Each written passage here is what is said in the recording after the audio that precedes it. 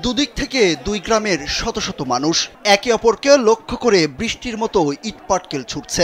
রাস্তায় পড়ে আছে শত শত ইটের টুকরো। রাস্তা থেকে ইট তুলছে আর ছুটছে প্রতিপক্ষের দিকে। এর মাঝে চলে ধাওয়া পাল্টা ধাওয়া। রক্তক্ষয়ী ভয়াবহ এই সংঘর্ষে দুই পক্ষের অন্তত 50 জন আহত হয়েছেন।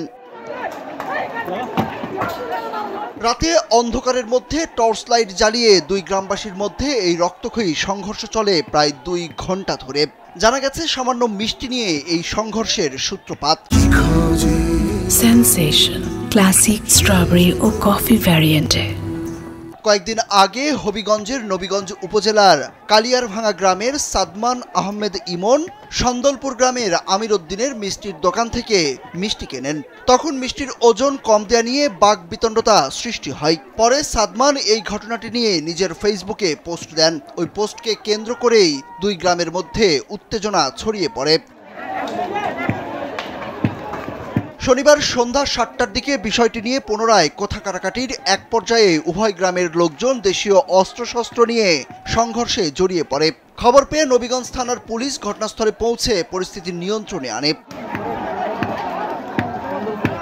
নবীগঞ্জ থানার ভারপ্রাপ্ত কর্মকর্তা শেখ মোহাম্মদ কামরুজ্জামান জানান, পরিস্থিতি বর্তমানে নিয়ন্ত্রণে রয়েছে। এলাকায় পুলিশ মোতায়েন করা হয়েছে যাতে পুনরায় সংঘর্ষের ঘটনা না ঘটে।